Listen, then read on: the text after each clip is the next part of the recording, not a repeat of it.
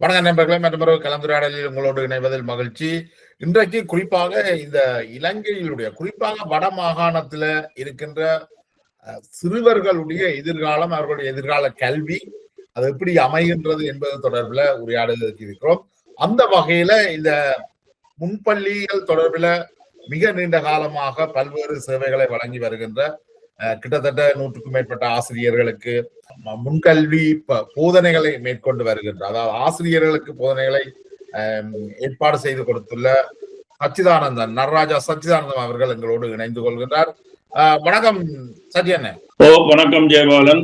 என்னென்றால் இப்ப நீங்கள் நீண்ட காலமாக இந்த முன்பள்ளிகள் தொடர்பில் ஈடுபட்டு வாருங்கள். அதுக்கு முதல் நீங்கள் இந்த நாட்டுக்கு 65ஆம் ஆண்டு 1965 வந்து நீங்கள் நினைக்கிறேன். அந்த காலகட்டத்துல பிரித்தானியாவில இருந்து இலங்கைக்கு விமான போக்குவரத்து இருக்கீங்க. நான் வந்து 11/12/67 ஆண்டு இங்க சவுத் ஈஸ்ட் லண்டன் டெக்னிக்கல் காலேஜ்ல மெக்கானிக்கல் இன்ஜினியரிங் செய்யறதுக்காக வந்தேன். எத்தனை வயசு அப்ப உங்களுக்கு? 24. 24 வயசுல இருந்து இந்த நாட்டுலதான் இருக்கிறீங்க கூடுதலாக. ஆனால் இப்ப இந்த யுத்தத்துக்கு பிறகு நான் நினைக்கிறேன், யுத்தம் முடிந்த கையோடையும் நீங்கள் இலங்கைக்கு சென்று இந்த அகதி முகாம்களை எல்லாம் பார்வையிட்ட நீங்கள் நினைக்கிறேன் இல்லையா? அந்த 21 பேர் கொண்ட குழுவில் நான் 87ஆம் ஆண்டு 87 வரையில நான் வவுனியாவுக்கு போய் காந்தியம் டேவிட் மற்றது ராஜசுந்தரம், டாக்டர் ராஜசுந்தரம் அவர்கள் இயக்கி வந்த காந்தியத்துல போய் ஒரு கிழமை அவர்களோட நின்று பார்த்துட்டு வந்தேன். நான் 87ல ஆண்ட மறந்துட்டேன். அவர்களோட ஒரு 1 வீக் இருந்துட்டு வந்தேன். இது 83 இருக்கலாம் நினைக்கிறேன். அடுத்த போல நான் இங்க வந்ததுக்கு பிறகு பல சமூக சேவைகளில் ஈடுபட்டிருந்தாலும் இந்த யுத்தம் முடிவடைந்த பிறகு 2009 டிசம்பர்ல அங்க போயிட்டு வந்தேன். அப்ப நீங்கள் 67ஆம் ஆண்டு வந்த பிறகு 87ஆம் ஆண்டு தான் போனீங்களா இலங்கைக்கு? இல்ல நான் அதுக்கு 2-3 தரம் போயிட்டு வந்தேனா. திருமணம் செய்யறதுக்காக போயிட்டு வந்தேன். ஒரு ஹோல்டேல ஃபாதர் இது ஃபியூனரலுக்காக போயிட்டு வந்தேன். அப்படி 2-3 தரம் போயிட்டு வந்தேன். அப்ப அந்த காலகட்டத்துல நான் நினைக்கிறேன் விரல் விட்டு எண்ணக்கூடிய தமிழர்கள் தான் இங்க இருந்திருப்பினோம் நினைக்கிறேன் இல்லையா? ஆரம்பத்துல இங்க மாணவர்கள் பல டெக்னிக்கல் காலேஜ் வழியில படித்தவர்கள் கிட்டத்தட்ட ஒரு 200 மாணவர்கள் வரையில இந்த நாடு பூரா இன்ஜினியரிங் அக்கௌண்டன்சி படிக்கிறதுக்கு இருந்தவர்கள். நான் சொல்றது 67-68ல. இப்ப 200,000 பேர் வரைக்கும் இருக்கிறோம்னு நினைக்கிறேன் தமிழர்களுடைய எண்ணிக்கை. மாணவர்கள் இங்க வந்து 5 வருடம் இங்க தொடர்ந்து இருந்தா அவர்களுக்கு பெர்மனன்ட் விசா கிடைச்சது. அப்ப பெர்மனன்ட் விசா கிடைச்சதோட பலர் போக விரும்பி கொண்டுதான் இருந்த இங்க இருக்கிற நோக்கத்துல இருக்க இல்ல. நானே இங்க இருக்கிறதுக்கு யோசிச்சு கொண்டு இங்க இருக்க இல்ல. பிறகு அங்க ஊர்ல இந்த இனக்கலவரங்கள் வந்து கொண்டிருக்க 83 இனக்கலவரத்தோட கூடுதலான ஆட்கள் இங்க பெர்மனண்டா இருக்கு வந்த படிக்க வேலை செய்ய வந்தவ தங்களுடைய உறவினர்களை கூப்பிட்டாரு. அப்ப இந்த என்ன இமிகிரேஷன் லோஸும் அவ்வளவு இறுக்கமா இருக்க இல்லை. அப்ப அகதிகளாக வர்றதுக்கு வாய்ப்பாக இருந்தது. பிறகு அதை தொடர்ந்து அவர்கள் கூடுதலான வருஷம் இருந்த பிறகு அவர் தங்களுடைய உறவினர்கள், பெற்றோர்கள், கணவன், மனைவி என்று கூட்டிக் கொண்டு வர இங்க தொகை கூடிட்டது. நீங்க வார காலகட்டத்துல 84 வரைக்கும் என்ட்ரி விசா தான் நினைக்கிறேன். நீங்கள் பிரித்தானியாவுக்கு வந்திறங்கியே விசாவை பெற்றுக்கொள்ளலாம் நினைக்கிறேன். அப்படித்தானே? நாங்கள் விரைவுகளே அங்க ஸ்ரீலங்காவில் கோல்ட் ரோட்ல இருந்த பிரிட்டிஷ் கமிஷன்ல இருந்து இங்க பள்ளிக்கூட அட்மிஷனும் சென்ட்ரல் பேங்க்ல இருந்து நாங்கள் வெளியில கொண்டு வர்றதுக்கு அந்நிய செலவாணி பெர்மிஷன் கொடுத்துத்தான் நாங்கள் பிரிட்டிஷ் கமிஷன்ல இருந்து விசா எடுத்து கொண்டு வந்தாங்க. நாங்கள் அந்த நேரம் இங்க வந்த பொழுது எங்களுக்கு பாடசாலை டியூஷன் ஃபீ செலுத்த வேணும், இலங்கையிலிருந்து வர வேணும். அதோட எங்களுக்கு மாதம் 45 பவுன் எங்களுக்கு வர்றது. அந்த மாதம் 45 பவுனுக்குள்ளதான் எங்களுடைய வாழ்க்கையை நாங்கள் ஓட்ட வேண்டும். நாங்கள் இப்ப பார்க்கலாம், இன்ஃபிளேஷன் டிப்ரிசியேஷன் எல்லாம் எவ்வளவு தூரம் போயிட்டு பார்க்கலாம். இப்ப 4,500 ரூபாய் மாசம் உழைக்கிற நிலைமைக்கு தான் இன்றைக்கு இருக்கு நிலைமை. எனக்கு நல்ல ஞாபகம், 68ஆம் ஆண்டு 69ஆம் ஆண்டு ஒரு மாதம் என்னுடைய செலவு 21 பவுன். ரூம் ரெண்ட், சாப்பாடு அது எல்லாம் கொடுத்து 21 பவுன். அதுதான் என்னுடைய குறைஞ்ச செலவோட நான் இங்க வாழ்ந்த காலம். அப்ப அந்த அந்த காலகட்டத்துல உங்களுடைய சமூக செயற்பாடுகள் இங்க எப்படி இருந்தது 67 காலகட்டங்கள்ல? நான் இங்க வந்தது சொல்லிட்டேன் உங்களுக்கு 68ஆம் ஆண்டு என்னுடைய இறந்த நண்பர் சிவகுருநாத பிள்ளையோட அமரர் ரத்னசிங்கம் வீட்டுல சிவராத்திரி பூசை நடந்தது. இவர் அமரர் சபாபதி பிள்ளை ஐயா என்ற தலைமையில நடந்தது 68ஆம் ஆண்டு. அதுக்குத்தான் நான் முதத்தரம் போகணும். நான் ஒரு சமய நிகழ்வுக்கு 68, 69, 70 வரைக்கும் போயிருக்கிறேன். பிறகு அவர் சபாபதி பிள்ளை ஐயாவினுடைய மகன் சதானந்தனுடைய அறிமுகம் கிடைத்தது. அவர் 70ஆம் ஆண்டு லண்டன் முரசு என்று ஒரு மாதாந்த சஞ்சிகையை ஆரம்பித்தவர். அந்த சஞ்சிகையை ஆரம்பித்த பொழுது அது தமிழ் டைப்ரைட்டர்ல கிட்டத்தட்ட 90% பக்கங்களை நான் தான் மாணவனாக இருந்து கொண்டு இங்கே இருந்து விம்பிள்டன் போய் அதை அச்சு பதிவு செய்து கொண்டு வந்த நாங்கள். அப்பொழுது நான் ஒரு 3 வருஷம் அந்த லண்டன் முரசின் துணை ஆசிரியராகவும் அவரோட சேர்ந்து வேலை செய்தது. அந்த காலத்துல இவர் வவுனியா அடங்கா தமிழர் முன்னணி சுந்தரலிங்கம் இங்க வந்த பொழுது ஒரு அரசியல் கூட்டம் முதல் தரம். இவர் ராஜசுந்தரத்தின் அண்ணன் கனக சுந்தரம், மகரசிங்கம் மற்றவர்கள் எல்லாம் ஒரு கூட்டம் அரேஞ்ச் பண்ணியிருந்தவர்.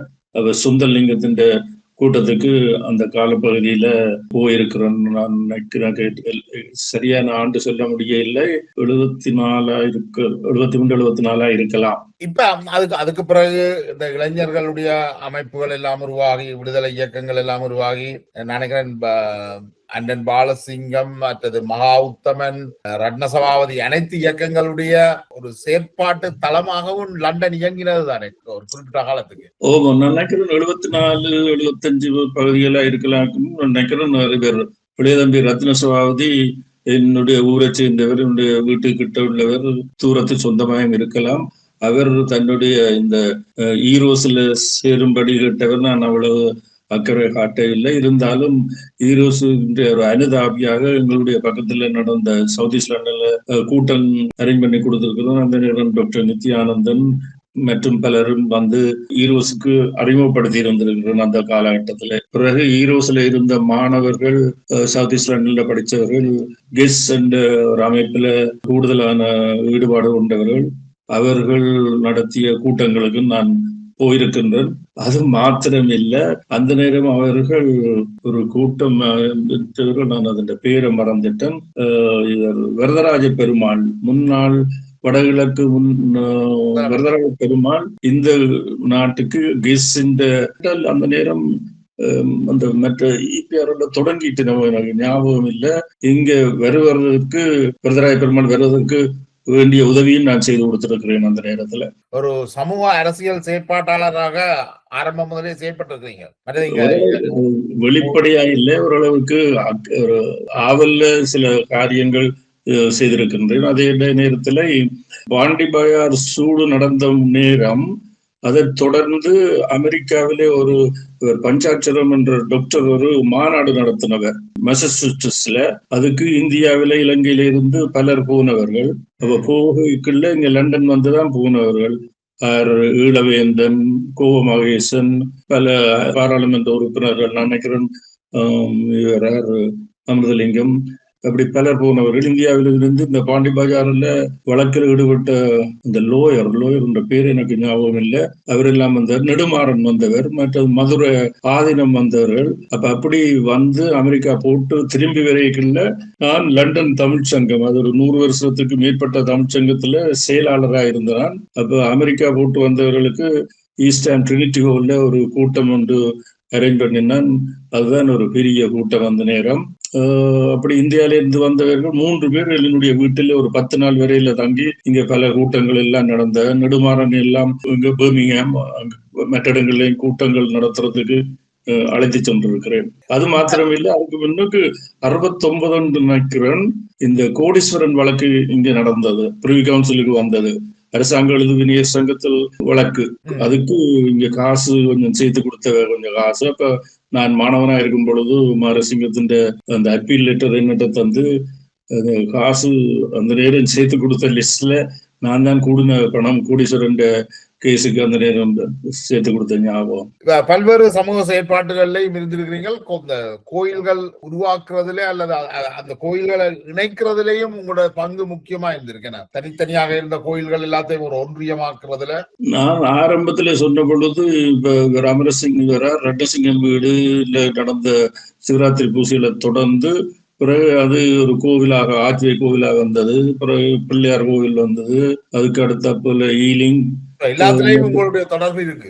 இல்ல நான் அதுல ஒன்றிலுமே இருக்க இல்லை. எங்களோட சமயம் சைவ சமயம் இருந்தாலும் சைவ சமயத்துக்கு முழுமுதல் கடவுளான சிவனுக்கு கோவில் இல்லாமல் மற்ற கோவில் வந்து கொண்டிருக்கிறது என்றது எங்க மனதுக்குள்ள இருந்தது. பிறகு முருகன் பிள்ளையார் அம்மன் வந்ததுக்கு பிறகு சிவன் கோவில் ஆரம்பிக்க வேணும் என்று லூஷன் பகுதியில சில நண்பர்களை கூப்பிட்டு என்னுடைய வீட்டுல 93ஆம் ஆண்டு லண்டன் சிவன் கோவில் என்ற அறக்கட்டளை ஆரம்பித்து பிறகு அந்த கோவில் பூசைகள் ஆரம்ப காலத்தில் நடக்கிறதுக்குரிய மண்டபத்தையும் என்னுடைய செலவிலேயே மண்டப வாடகை கட்டி நடந்தது. பிறகு இப்ப கோவில் இருக்கிற காணியையும் வாடகைக்கு எடுக்கிறதுக்கு நான் தான் அந்த காணிக்காரரை கண்டு அதுக்குரிய ஆயத்தங்களை செய்தது. பிறகு கோவில் தொடங்கினதுக்கு பிறகு பக்கத்துல இருக்கிற காணி இப்ப இருக்கிற சிவன் நிலைய மண்டபத்தை வாங்குறதுக்கு நான் முயற்சி செய்து அந்த நேரம் ஏற்கனவே இருந்த அறங்காவலரோட மேலும் 4 அறங்காவலர்களை சேர்த்து அந்த கட்டிடத்தை அந்த நேரம் 140,000 ரூபாய்க்கு வாங்கினதுதான். அந்த கட்டிடம் தான் இப்ப சிவன் கோவிலுக்கு இருக்கிற ஒரு சொத்து, நிரந்தர சொத்து என்றால் அந்த சொத்து அதுதான். அது இப்ப கோவில் இருக்கிற கட்டிடம் அவர்களுக்கு சொந்தமானது அல்ல, மண்டபம் இருக்கிற கட்டிடம் தான் அவர்களுக்கு சொந்தமானது. கோவில் இருக்கிற கட்டிடம் கோவிலுக்கு சொந்தம் இல்ல, அறக்கட்டளைக்கு சொந்தம் இல்ல, கோவிலுக்கு இருக்கிறது. கோவிலுக்கு பக்கத்துல அந்த கோயிலுடைய அந்த காணியை கொடுக்கறதுக்கு சம்மதிச்சுட்டார்களா? அந்த இல்ல என்ன பொறுத்தளவில் பூரணமாக எழுத்து மூலம் அவர் கொடுத்ததாக எனக்கு தெரியாது. நான் ஒரு 25 இந்த கோவில் கட்டுறதுக்கு முன்னுக்கு கோவில் வாங்குறது பற்றி அவர்களுடைய ஏஜென்டோட தொடர்பு கொண்டு பேசிக்கல அவர்கள் கொஞ்சம் கூடுதலான பணம் கொடுத்தா தருவதாக சொன்னார்கள். ஆனா அந்த நேரம் நான் அந்த முயற்சி எடுக்கல கோவில் ட்ரஸ்ட்ல இருந்த சில ட்ரஸ்டீஸ் வந்து அதுக்கு இந்த வெளியில குறைச்சத்தால அந்த காணி சொந்தக்காரர் அதுக்கு மறுத்துட்டோம். அதுக்கு பிறகு இதுவரையில அவ உடன்பட்டதாக இல்லை. இப்ப ஒரு செய்தி வந்திருக்கு அவ விற்கிறதுக்கு ஒத்துக்கொண்டதாக. அது இவ்வளவுக்கு உண்மை என்று என்னால சொல்ல தெரியல. இவ்வளவுக்கு காணி விலக்கி வருகிறது, இவ்வளவு காசு எங்கள்கிட்ட இருக்கிறது, இன்னும் இவ்வளவு காசு வேணும், அப்படியான ஒரு வெளிப்படைத்தன்மையா இருக்கிறதாக எனக்கு தெரியவில்லை. ஏனென்றா அங்க அறங்காவலர் சபையில இருக்கிறவங்க சில பேரை விசாரிக்கும் பொழுது உண்மைத்தன்மை தெரியவில்லை. அதனபடியும் அதை பற்றி எனக்கு மேலே ஒன்றும் சொல்றதுக்கு தெரியாது. இப்ப நீங்கள் உங்களோட ஆரம்ப காலங்கள்ல கூடுதலா இந்த சமூக செயற்பாடுகள் ஈடுபட்டிருக்கீங்க. கோயில் மற்றும் அந்த கோயில்கள் எல்லாத்தையும் இணைத்து உருவாக்கப்பட்ட ஒன்றியமும் உங்களோட முன்முயற்சி. அந்த கலண்டர் ஒன்று அடிக்கணும்ன்றது அந்த கோவில் உருவாயின பிறகு கோவில்ல இந்த கந்த சஷ்டி நவராத்திரி போன்ற தினங்கள் வரும் பொழுது மாறுபட்ட தினங்கள்ல ஒவ்வொரு கோவிலும் நடந்தோடனே அவர்கள் போன் பண்ணி கேட்கிறவே இப்படி நடக்குது, இலங்கையில அங்க நடக்குது, ஈஸ்ட் ஆங்கோவில் எப்படி நடக்குது, இன்னைக்குல அது ஒரு பிரச்சனையா இருந்தது. அப்ப இதை எப்படியும் ஒரு கூட்டமைப்புக்குள்ள கொண்டு வந்து சரியான முறையில் ஒரு பஞ்சாங்கத்தை இது எல்லாரும் ஒரே பஞ்சாங்கத்தை தான் இதென்ன வேணுமென்றதுக்காக நான் 97 டிசம்பர் இல்லாட்டா 98 ஜனவரியில ஆத்வே கோவில்ல இவர் அமர் ரத்னசிங்கத்துக்கு இதை பற்றி நான் சொன்னேன், இப்படி ஒன்று செய்ய வேணும்ன்ற. அப்ப அவர் சொன்னார், நான் சப்போர்ட் பண்றேன், நீ ஒரு மீட்டிங் கொண்டு அரேஞ்ச் பண்ணன்னு சொல்லி. அப்ப நான் 1/3/98ஆம் ஆண்டு லண்டன் சிவன் கோவில்ல ஒரு கூட்டத்தை ஆரம்பிச்சு அமரர் ரத்னசிங்கத்தின் தலைமையில் இருந்த கூட்டத்தை ஆரம்பிச்சு அந்த கூட்டத்துல இந்த ப்ரொபோசலை போட்டது. நாங்கள் லண்டனுக்கு உரிய நேரத்துக்கு கணிக்கிற ஒரு பஞ்சாங்கத்தை நாங்கள் எல்லாரும் ஃபாலோ பண்ண வேண்டும் என்றதையும், அதே கூட்டத்துல நாங்கள் வருடம் ஒரு சைவ மாநாடு நடத்த வேண்டும் என்றதுக்கான ஒரு தீர்மானத்தையும் நான் சொன்ன பொழுது எல்லாரும் ஏற்று இன்று வரைக்கும் அந்த பஞ்சாங்கமும் திருக்கணித பஞ்சாங்கம் அதை கூடுதலான கோவில்கள் உபயோகிக்கின்றார்கள். அதோட இந்த வருஷம் 25வது சைவ மாநாடு நடக்க இருக்கிறது. ரெண்டும் ஆரம்பிச்ச ஒரு சந்தோஷம் எனக்கு இருக்கு. அது மாத்திரம் இல்லை, ஒன்றியம் துவங்குறதுக்கு முன்னுக்கு 97ஆம் ஆண்டு தஞ்சாவூர்ல ஒரு சைவ மாநாடு நடந்தது. அந்த மாநாடு உலக சைவ பேரவை சிவனந்தி அடிகள் ஏற்பாட்டில தலைமையில நடந்தது. பெரிய மாநாடு, 3 நாள் நல்ல மாநாடு. அங்க போன பொழுது உலக சைவ பேரவை அமைப்பாளர்கிட்ட சொன்ன லண்டன்ல ஒரு மாநாடு நீங்கள் வைக்கிறது நல்ல வந்து நிர்வாக கூட்டத்தை முடிஞ்ச பிறகு வந்து சொன்னார்கள் நாங்கள் அடுத்த கூட்டத்தை கனடாவில் வைக்க போறாங்க. அது எனக்கு ஒரு ஏமாற்றம். அப்ப அது எனக்கு பொறுக்க முடியவில்லை. மாநாடு முடிந்தவுடன் மாநாட்டு மேடையில் ஏறி அந்த நேரம் பேரூர் அடிகள் சாந்தலிங்க ராமசாமி அடிகளார் மேடையில இருந்தவர். அவர்கிட்ட போய் நான் கேட்டேன், இப்படி லண்டன்ல ஒரு மாநாடு நடத்த வேணும், நீங்கள் வரவேணும் சாமி என்று கேட்க, குளிர் இல்லாத காலத்துல ஏற்பாடு செய்யுங்கள் வருது. அப்ப நான் அங்க அந்த ஏற்பாட்டுக்குரிய அடித்தளத்தை போட்டு இங்க ரட்னசிங்கத்திட்ட வந்து இந்த பஞ்சாங்க விஷயத்தையும் செய்யல, ரெண்டும் ஒன்றா பொருந்தினதால பிறகு ஜூலை 11/12/98 முதல் மாநாடு நடந்தது. அதனைத் தொடர்ந்து பிற்காலத்துல நீங்கள் குறிப்பாக இந்த முன்பள்ளிகள் விஷயத்துல மிக காத்திரமாக பணியாற்றி வருகிறீர்கள். அதுக்கு முதல் ஆங்கில ஆசிரியர்களுக்கான பயிற்சி ஒன்றை மேற்கொள்வதற்கான நிதி சேகரித்தும் வழங்கி இருந்தீர்கள். வட மாகாணத்துல ஒரு குறிப்பிட்ட ஆசிரியர்களுக்கு ஆங்கில பயிற்சியும் வழங்கி இருந்தீர்கள். நான் வந்து நினைக்கிறேன் 13-14ஆம் ஆண்டு ராமநாதன் கல்லூரியில அவர்கள் 100வது ஆண்டு விழா கொண்டாடுறதுக்காக திருமதி கமலராணி கிருஷ்ணபிள்ளை என்னை அணுகி உதவி செய்யும்படி கேட்டதோ. அப்ப நான் அங்க போயிருந்து அந்த ராமநாதன் கல்லூரி 100ஆண்டு விழாவை பற்றிய கூட்டத்துல நான் சொன்னேன், 100ஆண்டு விழாவிலும் பார்க்க பள்ளிக்கூடம் இருக்கிற நிலைமை அவ்வளவு சரியில்லை, அதனுடைய அந்த திருத்த வேலைகள் காணிகளை திருத்துறதுக்கு ஏதாவது செய்வோம் என்று சொல்லி அவர்களுக்கு பழைய மாணவியர் சங்கம், ஸ்கூல் டெவலப்மெண்ட் சொசைட்டி பிரின்சிபல் ஒத்துழைப்பு தந்தபடினா இங்கேயும் லண்டன்ல வந்து ராமநாதன் கல்லூரி பழைய மாணவியர் சங்கத்தை உருவாக்கி அவர்கள் நானும் சேர்ந்து கிட்டத்தட்ட இலங்கை ரூபாயில 1.5 கோடி ரூபாய் சேர்த்து அந்த வேலையில் நடந்தது.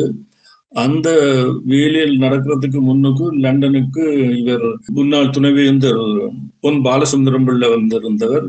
அப்ப நான் ராமநாதன் கல்லூரியில அவதானிச்சது அங்கே கல்வி நிலை மிகவும் குறைவா இருக்குது, அப்படினால் ஏதாவது செய்ய வேணும் என்று இந்த மெடிக்கல் ஸ்டூடெண்ட்ஸோ இல்லாட்ட இன்ஜினியரிங் ஸ்டூடெண்ட் தொகை குறைவா இருந்த காலம். அப்ப இங்க ஆஜ்வே கோவில ஒரு கூட்டம் போட்டுறாங்க. அப்ப பொன் பாலசுந்தரம் உள்ள தலைமையில நடந்த கூட்டத்துல அங்க ஆசிரியர்கள் கூடுதலாக வெளிநாட்டுக்கு போயிட்டார்கள். அந்த நேரம் நைஜீரியா மற்ற நாடுகளுக்கு போயிட்டார்கள். அதனால சிறந்த ஆசிரியர்கள் ஆங்கிலம், சயின்ஸ், மேத்ஸ் சப்ஜெக்ட்ஸுக்கு இல்லை என்ற முடிவுக்கு வந்தார்கள்.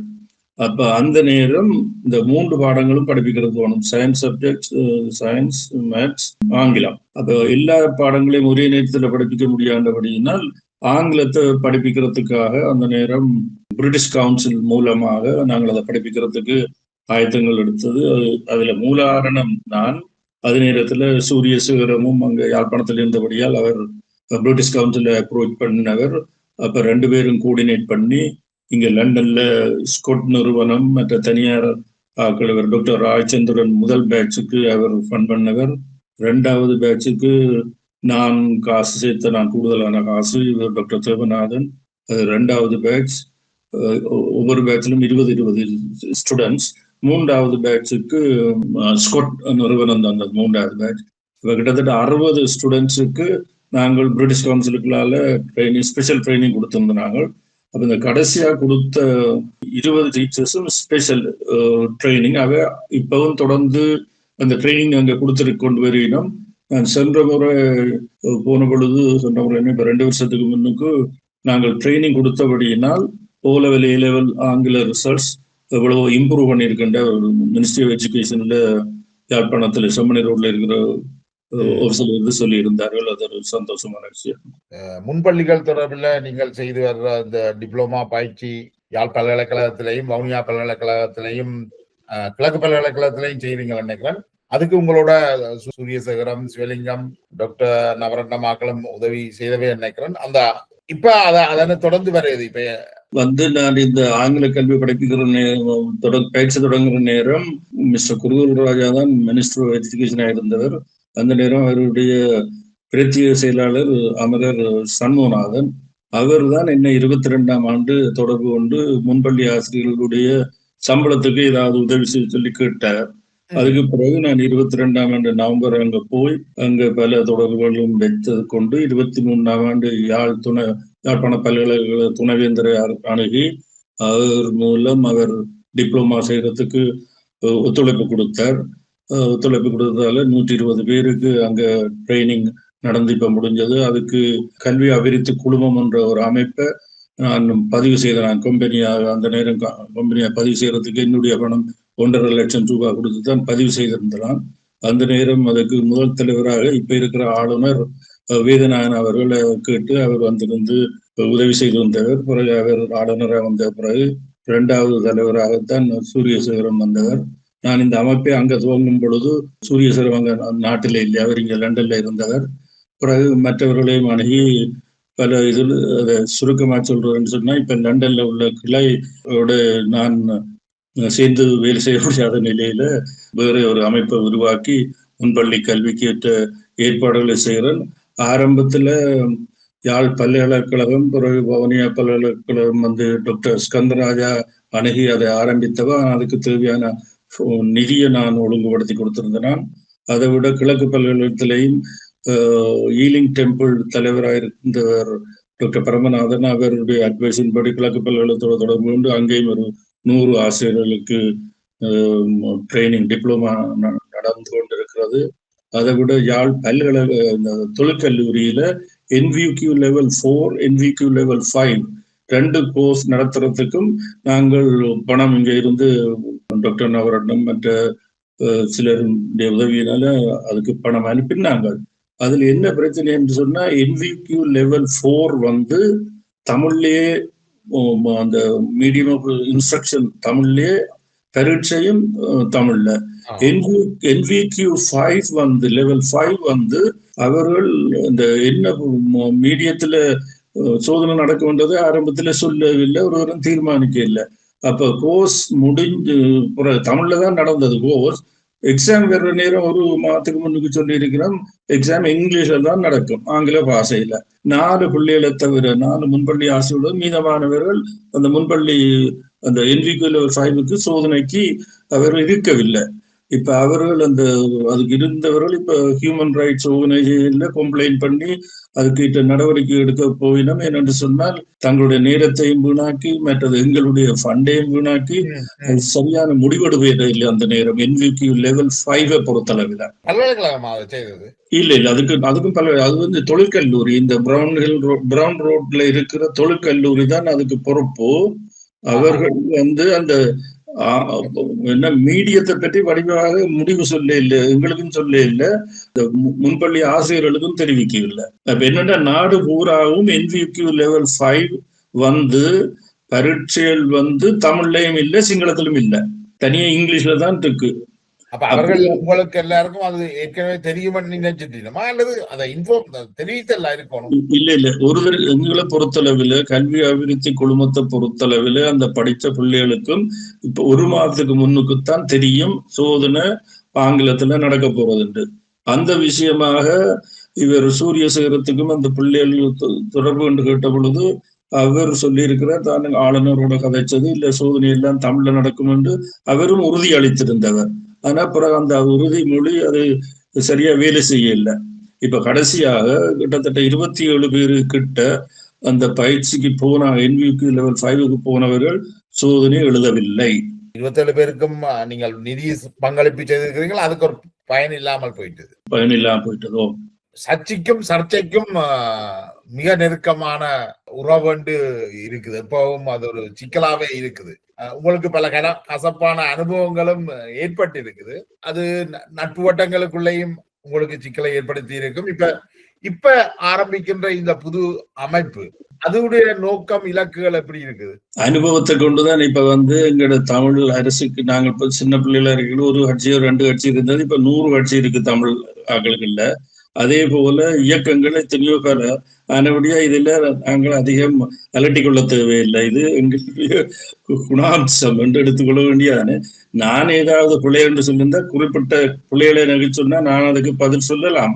அதுக்கு மேல நான் இதுல நேரத்தை வீணாக்க விரும்புகிறேன். இந்த புதிய அமைப்புடைய இலக்கு என்ன செய்யறதா இருக்கு நினைக்கிறேன். இந்த இன்னும் சில வாரங்கள்ல நீங்கள் மீண்டும் இலங்கைக்கு பயணிக்க இருக்கிறீர்கள். இப்ப என்னன்னு சொன்னா, வடமாகாணத்தை பொறுத்தளவில் நாங்கள் இந்த முன்பள்ளி கல்வி வடமாகாணத்தை குறிவச்சுத்தான் ஆரம்பிச்சது.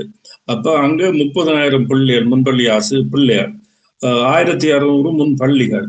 3200 முன்பள்ளி ஆசிரியர். அவர்களுடைய தராதரவும் சீரா இல்லை, அவர்களுடைய படிப்பும் கல்வி தராதரவும் சீரா இல்லை, சம்பளம் சீரா இல்லை, ஓய்வூதியம் இல்லை. அது பெரிய பிரச்சனை. இது அரசாங்கம் செய்ய வேண்டியது. அப்ப எல்லாத்துக்கும் அடிப்படை படிக்கிற பிள்ளைகளுக்கு தகுந்த கல்வி போய் சேர வேணும் என்றால் ஆசிரியர்களுக்கு தகுந்த கல்வி தராதரம் இருக்க வேணும். அதனால நான் அந்த கல்வி தராதரத்தை முன்னேற்றுவதற்காகத்தான் பல்கலைக்கழகங்களையும் அணுகி, மற்ற இடங்களையும் அணுகி, மற்ற பொதுமக்களையும் அணுகி, என்னுடைய தனிய நான் செயற்பட்டாலும் மற்றவர்களுடைய ஆதரவோடு தான் இதை செய்து கொண்டு வாரன். இப்ப தொடர்ந்தும் நீங்க யோசிச்சு பாருங்க, 3200 ஆசிரியர்கள்ல ஒரு 500 பேருக்கு கூட தராதரம் சரியான நிலவரத்துல இல்ல வடமாநிலத்தை பொறுத்தவரை. 4500 ரூபாய் மாதம், அவர்களுக்கு 4500 ரூபாய் தான் சம்பளம் வருகுதுண்டா, அவர்கள் சேரியை கட்டி கொண்டு போய் அங்க 2 மணித்தியாலம் 3 மணித்தியாலம் செலவழிச்சு வாரதுக்கு அது காணாதில்லை. அது மிக இது தமிழ் சமூகம், அரசியல்வாதிகள், கல்வியாளர்கள், பெற்றார்கள் அனைவரும் இதை பற்றி சிந்திக்கணும். இது 50 வருஷமாக இது நடந்து கொண்டிருக்கு. இந்த முன்பள்ளிகள் 50 வருஷம் கிட்டத்தட்ட. சில பள்ளிக்கூடங்கள்ல நல்ல சம்பளம் கொடுக்கணும். அது நகரப்புறத்துல உள்ள வசதி வாய்ந்த பிள்ளைகள் போற இடத்துல அவர்கள் கூட சம்பளம் கொடுக்கணும். அந்த பள்ளிக்கூடத்துக்கு கட்டினம் அந்த சம்பளத்தை பிரிச்சு கொடுக்கல. முக்கியமா கவனிக்கணும், முன்கல்வி அரசாங்கத்துடைய கல்வி திட்டத்துக்குள்ள இல்லை. இந்த முன்கல்வி இன்னும் தேசியமயப்படுத்த இல்லை, அதை பற்றி சொல்லி கொண்டு வர்றார்கள். உண்மை இது ஒரு சிக்கலான விஷயம். இது எனக்கு முழுக்கவும் பதில் சொல்ல முடியாது. என்னன்னா, இந்த பிள்ளைகளின் முன்பள்ளி 3 வயதுலேருந்து 5 வயது வரைக்குள்ள அது கல்வி அமைச்சுக்குள்ள இல்லை, அது உமன்ஸ் அஃபேர்ஸுக்கு கீழே வருது. அப்ப உமன்ஸ் அஃபேர்ஸ் தான் இப்ப போன மாதம் ஒரு காமன் சிலபஸ் கொண்டு வந்திருக்கிறான். சிலபஸே எத்தனை வருஷத்துக்கு பிறகு அரசாங்கத்தால எவ்வளவு தூரம் பேசி கொண்டு வந்திருக்கிறோம், ஆனா அமுல்படுத்த இல்லை. இப்பதான் அந்த சிலபஸ் கூட வந்திருக்கு. இனி ஆசிரியர்கள் என்ற தராதரம், ஆசிரியர்கள் என்ற சம்பளம், அவர்களுடைய ஓய்வூதியம், எவ்வளவோ இதுல செய்ய கிடக்குது, பேச இருக்குது. எஸ் இல்ல, இதுல முக்கியமா கவனிக்கணும் என்னன்னா, ஒரு மனிதனுடைய வளர்ச்சியின் அந்த முதல் 7 ஆண்டுகளும் தான் அந்த மனிதனுடைய வளர்ச்சியின் மிக முக்கியமான காலகட்டம் என்று சொல்லப்படுது. அந்த குழந்தை பருவம் 1 வயதுல இருந்து 7 வயது வரைக்கும். அதுல இந்த முன்பள்ளி வார காலகட்டம் வலு முக்கியமானது. இந்த கல்வியிலேயே முன்னிலை வகிக்கிற நாடுகள்ல மிக முக்கியமானது பின்லாந்துல 7 வயது வரைக்கும் பிள்ளைகள் இந்த முன்பள்ளிகள்ல தான் கற்கிறார்கள். இந்த முன்பள்ளிகள்ல கற்பிக்கிற ஆசிரியர்களுக்கு அங்க கற்பிக்கப்படுறதே இல்லை. அங்க மாணவர்களுடைய இயல்புகளை விளங்கி கொண்டு மாணவர்களை விளையாட விட்டு, அந்த விளையாட்டு கூட்டங்கள்ல விளையாட விட்டு, அதுக்காலதான் கல்வி. அங்க ஒரு தரம் எழுதி பள்ளி வகுப்புல போயிருந்து எழுதி படிக்கிற கல்வி அல்ல அது. ஆனால் அதை மேற்கொள்றதுக்கு அந்த ஆசிரியர்களுக்கு MSc MBA சித்தி அடைஞ்சிருக்க வேணும். பட்டப்படிப்பு அல்ல, மேற்படிப்பு முடித்தவர்களுக்கு தான் அந்த ஆசிரியர் பதவி வழங்கப்படுகிறது. ஆனா இலங்கையில இதை ஒரு கல்வி அமைச்சுக்குள்ள கூட இல்லாமல் அதை மகளிர் விவகார அமைச்சின் கையில தான் அது இப்ப இருக்குது. நான் நினைக்கிறேன் அரசாங்கம் இப்ப வந்த ஒரு குறுகிய காலத்துல சில விஷயங்களை செய்திருக்கணும். ஆனா அது நீண்ட காலத்துல இதுக்கு ஒரு நிரந்தரமான தீர்வு கொண்டு வரப்படணும் இல்லையா? நீங்க சொல்றது சரி. இப்ப வெளிநாடுகள்ல அபிவிருத்தி அடைந்த நாடுகள்ல பட்டதாரிகளும் கலாநிதிகளும் தான் இந்த முன்பள்ளிகள்ல ஆசிரியர்களா இருக்கிறார்கள். உண்மையா ஒரு ஆசிரியர்களுக்கு தாயாக ஆசிரியரா ஒரு 3 பணி இருக்குது. இப்ப பிரைமரி ஸ்கூல் டீச்சர்ஸுக்கு எனக்கு சரியா சொல்ல தெரியல, 40-50 ரூபாய் அங்க எடுக்கிறதா இருந்தா இவைகளுக்கு கடைசி அரைவாசி சம்பளமாவது கொடுக்க வேணும். அதுதானே ஒரு நீதி. மற்றது சம்பளம் இந்த ஆசிரியர்களுக்கு கொடுக்க வேணும்னு சொல்லிக்கல என்னன்னா அவைக்கும் தராதரவு இல்லை. அதையும் ஒரு தடவை கணிக்க இல்லை. என்ன முந்தி டிப்ளோமா இருந்திருக்கு, அந்த டிப்ளோமா செல்லுபடியாகுதுன்னு சொல்லினோம். அதை பற்றி சரியான இது இல்லை. அந்த செல்லாத டிப்ளோமாவுக்கு கூட போன வருஷமும் அதுக்கு முன் வருஷம் சில ஈடுபட்டு அவைக்கெல்லாம் கான்வகேஷன் எல்லாம் கொடுத்திருக்கிறோம். அப்ப அந்த பிள்ளைகள் அந்த முன்பள்ளி டீச்சர்ஸ் அதுல சந்தோஷப்பட்டவர்கள். ஆனா பிறகு பார்த்தா அது ஒரு பெரிய குழப்பத்துல முடிஞ்சிருக்கு. அமைச்சுகளும் அரசியல்வாதிகளும் கல்வியாளர்களும் சேர்ந்து தீர்மானிக்க வேண்டியது. இப்ப நீங்கள் இந்த இப்பத்தில் அமைப்பை பற்றி கேட்டீங்களா, அதை மறுமொழி சரியான முறையில சொல்லணும். இப்ப நாங்கள் அரும்பு என்ற ஒரு அமைப்பை உருவாக்கி இருக்கின்றோம். அதன் தலைமை பொறுப்பை நான் எடுத்திருக்கின்றேன். செயலாளராக பரமநாதன் சொல்லி தோண்டநீத்தில் ஒரு கோவில் இருக்கு, அதனுடைய ஒரு அரங்காவலர் செயலாளர் பரமநாதன். மற்றது ஈலிங்கோவில் ஆரம்ப தேவசாயம் ஒரு அரங்காவலில் ஒருவர், மற்றது சுமதி பத்மநாதன் என்று ராமநாதன் கோயில் பழைய மாணவர் சங்கத்தில் இருக்கிறவர், மற்றது பாலசுப்ரமணியன் டவுன் சங்கத்தில் உறுப்பினர், அருள்தாஸ் சிவங்கோவில் ஆரம்ப உறுப்பினர், மற்றது சிவசோதி சைவத்தமிழ் பாடசாலை லூயிஷம் தலைமை ஆசிரியர், தமயந்தி பரமநாதன், நந்தினி அரியரட்டா, இவ்வளவு பேரும் இந்த 9 பேர் இந்த அமைப்பில ட்ரஸ்டீஸ் சேர்ந்திருக்கிறோம். காப்பாளர்களாக ஸ்டாண்டிங் தமிழ் ஸ்பீக்கிங் பீப்புள் அந்த தலைவர் சிவகுமார் ஒரு ஆள், மற்றது சூரிப்பிள்ளை பாலசிங்கம் சைவ முன்னேற்ற சங்க அரங்காவலர், மற்றது டாக்டர் பத்மநாதன் ஈலிங்கோயில் அரங்காவலர், அவர் 3 பேரும் பேட்ரன்ஸாக இருக்கிறோம். இப்ப இந்த அமைப்பு வருகிற 14ஆம் தேதி உயர்வாசல் குன்று முருகன் கோவில்ல ஒரு கலந்துரையாடல் முன்பள்ளி கல்வி வெற்றி ஒரு கலந்துரையாடல் ஏற்பாடு செய்திருக்கின்றோம். ஏனென்று சொன்னா இங்கே அந்த முன்பள்ளி கல்வி வெற்றி கூடுதலான ஆட்கள் இன்வால்மெண்ட் இல்லை, அது கொண்டு வர வேணும். உலகம் முழுத்திலும் இருக்கிற புலம்பெயர் மக்கள் இதுக்கு ஒரு அக்கறை காட்டணும். இங்க வேற ஆர்கனைசேஷன் செய்யலை என்று சொல்லல, எல்லாரும் செய்யணும். பள்ளிகள் பள்ளிக்கூடத்தில் பிள்ளைகள் செய்யணுமே ஒழிய இந்த முன்பள்ளி ஆசிரியர்களுடைய கல்வி தராதரத்துக்கு அங்கதான் இப்ப ஆரம்பித்திருக்கிறோம். அது எல்லாரும் இன்னும் கூட செய்யணும் என்றதுதான் எங்களுடைய ஆவல். இப்ப என்னன்னா, நீங்கள் தொடர்ச்சியாக இந்த பல்கலைக்கழகங்கள்ல ஏற்கனவே முன்பள்ளி ஆசிரியர்களுக்கான பயிற்சிகள் நடக்குது, அதை தொடர்ந்து நீங்கள் மேற்கொள்றதா இருக்கிறீங்களா அல்லது வேறு ஏதாவது புதிய திட்டங்களோட இருக்கிறீங்களா? இல்ல, இதே செய்து முடிக்கவே ஒரு பெரிய இல்லை. என்னன்னா, இவ்வளவு ஆசிரியர்கள் தமிழ் பகுதி வடமானத்திலேயே 3200, கிழக்கு மாநிலத்துல, மலையகத்துல, புத்தளத்துல, நாங்கள் இப்ப புத்தளத்துல கூட புத்தளம் பிரதேச சபை கொடுக்குற ஒரு ட்ரைனிங்குக்கு ஃபண்ட் அனுப்புறதுக்கு ஒழுங்குகள் செய்து கொண்டு இருக்கிறோம். அதே மாதிரி தமிழ் பேசும் பகுதிகளில் உள்ள முன்பள்ளி ஆசிரியர்களுக்கு தகுந்த கல்விய தராதரத்தை கொடுக்கறதே பெரிய டாஸ்க். அதுதான் முக்கியமா எனக்கு என்ன பொறுத்தளவில் அரசாங்கம் எடுக்கும் வரைக்கும், அரசாங்கம் ஒரு சட்ட திட்டத்தை கொண்டு வரும் வரைக்கும் நாங்கள் அதை செய்யணும். இப்ப பள்ளிக்கூடங்களே கிரேட் 1ல இருந்து யூனிவர்சிட்டி போற அந்த பிள்ளைகளுக்கே புலம்பெயர் மக்கள் உதவி செய்கிறார்கள். தேசியமயப்படுத்தி நேஷனலைஸ் பண்ணிய பள்ளிக்கூட பிள்ளைகளுக்கு. அப்ப இது தேசியமயத்துக்குள்ள விராதாக்களுக்கு இன்னும் அவ்வளவு செய்யணும்னு யோசிச்சு பாருங்க. புலம்பெயர் தமிழர்கள் தேசியமயமான பாடசாலைகளுக்கு கொடுக்கறது நோக்கம் என்ன, அவர்கள் சின்னன்ல எந்த நர்சரிக்கு போனார்கள் என்றது அவர்களுக்கே தெரியாது. ஆனா பள்ளிக்கூடத்துக்கு போனது அவர்களுக்கு தெரியும்.